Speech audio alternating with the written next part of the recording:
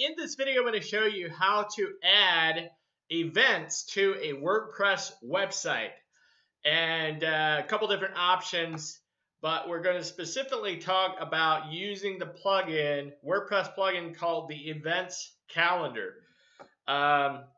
This is how it looks. Just created this one for the Campbellsville Kingdom community. This is the list view of the events once it's up, and obviously you can click on the title or find out more. Go to the actual page. You can add a featured image, gives you the date or dates, a title, and I put in the schedule, and then who's the worshiping, who's leading the worship, which this is a weekend, like a church event, but this will work for most any kinds of events that somebody has. And then down here is the details, the dates, event category, and registration. This one you can actually link it to like an Eventbrite or something like that as well, but I created a separate page on this website for people to register for the event. And the location, the venue, where it's at, and then there's a link to Google Maps. So you click on that, and it opens it right up in Google Maps. A phone number, and then the organizer could be a name, or like this, in this example, it's the Campbellsville Kingdom community. Also, links to Google Calendar and the iCalendar, and the export. Like this one would go actually export it, and you could open it and add it to the Apple Calendar. So pretty cool. I love what I see so far. So let me walk you through the setup and how to add an event using this WordPress plugin. So let me go back to this one. Okay, like I mentioned, I picked this. The reason I picked this one, when I look at a plugin for a specific feature or something I want to do on a website, as you see, there was another one here. What I looked at was 100,000 plus views, or active installation, not views, 100,000 plus, and then 600,000 plus. So this one's got 6 times as many installations as the other two. And then there's more down here, but these have even less, 30,000, 10,000, 10,000. And then I looked at the details, and I read up and make sure that the plugin, also I looked at the reviews as well, and they all had decent reviews. So if you look here, they've got 1,252 5-star reviews, and some smaller ones, but by far the most of them are 5-star reviews. So they've got a good rating. And then I just read up on this, and I realized that this one would definitely fit the project that I was wanting to have it do on this website. So when you install the plugin, you'll have another tab here in your WordPress dashboard called Events. Okay, it's a drop down that goes to Events, Add New, Tags, Categories, similar to a blog post. Okay, you've got categories and stuff, and you've got venues, organizers, import. You can import events that you have in a document probably. I didn't even check that out, but that's what I assume it does. The settings, help, and then there's add-ons, like a pro version of this website as well. But we're only using the free version, and I'm going to walk you through how to use the free version. So I'm currently in the settings here. Notice that you can how many events to show on the page. There was, by default it was 10, I believe. I just left that. It does create its own page called Events, so you don't actually have to create a page yourself. I had actually created that page before, and so I had to go and delete it because this plugin automatically creates one for you. And then end of the day cutoff, 12 o'clock a.m. It would be midnight basically. Currency display, you can go through all this. Enable Google Maps, yes. Google Maps, Zoom, a couple other things. Use the local time zones for each event, and whatever. Okay, basically there's 2 main tabs here that you need to go through if you're setting this up for the first time. This is the general one and the display one. Just a sec, I forgot to put my phone off of vibrate. Okay, so display, basically I left this, one thing I did was the list view instead of the month or the day view. You can do either or multiples. For on the event page, which view does it show up as? If you do the month view, it'll show the current month, and then it'll show on a calendar of the month the names of the events for certain dates. So you can do it that way, or you can do the day view, but I wanted the list view, so it shows up like this.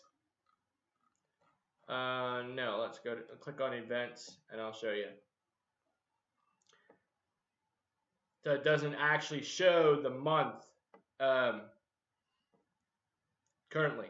So if you have a lot of events where you have a bunch of them, you probably want the month view, but this website will not have an event every week, right? So we're going to do the list view, okay? So it looks like this instead of a calendar showing up with the month, okay? So just go through these settings, make sure everything is the way you want it, and save your changes, and you're good to go in the settings. Now, how to add an event. Obviously, click on Add New under Events, Add New, give it a title. I'm just going over this one that I have in here instead of actually creating one. And I have Thrive Architect installed on this website. You probably could do the actual body part of the editing with Thrive Architect, but I didn't bother. So basically, I just entered the information in here. And like this one, I created a heading 2, and then I bolded some of the dates. And then down here, RSVP here, I hyperlinked to the event registration page. And it also says you can text the number with how many are coming. And then down here, you basically just walk through this and fill out every step. Time and date. So I put in the date, and then make sure your time zone is correct. UTC -5 is Central Time Zone. If I got that correct, I think that's Central Time Zone, which I believe is where this event is located. It's going to be in Central Time Zone. If you're in Eastern Time Zone, it would be UTC -4, right? So if you're not sure how to do that, just Google your time zone. Like I just Google EST to UTC, and it'll tell you what number, what to hit this, right? What to make this. The location, I put this in, and it automatically saved that location, so you can use it again. Show Google Maps link. I did that, so somebody can click on the link, and it opens their Google Maps, and it shows right on Google Maps where it's located. Organizer, you can obviously put a person's name there or whatever. This example, it would be the community. And then event website, this is the link to the event registration page that I created. And then event cost, if there is a cost, you can link it here or put it in here. But if there's no cost, if you leave it blank, it won't even show that field. Now, there's a couple more things down here. It does give you the option to add a custom field. I thought that was pretty cool. I didn't do that, but you can if you have to or want to. You want to allow comments or not. I turned that on. You can do it either way. And then you can add a comment, and you can also add the who's the author, right? So I'm currently... we've got 2 admins to this website, so that's why we've got 2 names there. Give it a category name. Let me see if I can scroll all the way up here. Nope, as far as it goes. Featured image, if you have one or you can create one, you can add that. That's what shows up on the website. I just picked one of the images from this website. And so there's something there. Makes it a little more colorful, stands out. If the event is shared on Facebook, that will show up, right? So I would recommend you add one if you can. And then obviously publish it when you're done. I already published this, so I'd have to hit update, but I didn't make any changes, so we don't have to. That's it. It's pretty simple. Excuse me. When you're all set and done, this event is going to be under events, under the category you put it in. Oh, one more thing I want to touch on.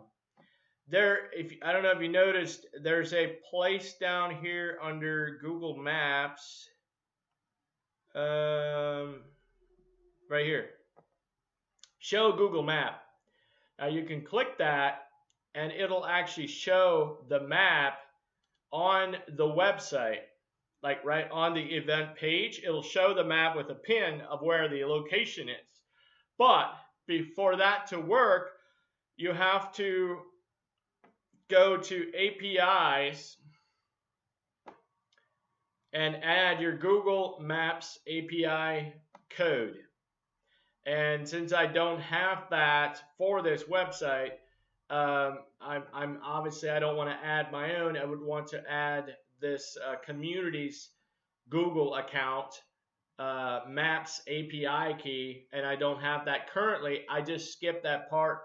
But Moses, if you see this video and you want that added, give me access to your community Google account, and we can generate that API key and add that here. That way the map will actually show up. If you don't have this, you mark that, the map doesn't, it looks like there should be a map there, but it's just blank, right? It's just a white map. It's not a map, it's just a white spot, right? So anyway, if you do want the map to show up on the event page, make sure you put your API key in here for Google Maps. So that's it, guys. That's my review of the events calendar plugin for WordPress. So this is Jonas Troyer, Troyer Websites. Thanks for watching, and we'll see you guys in the next video.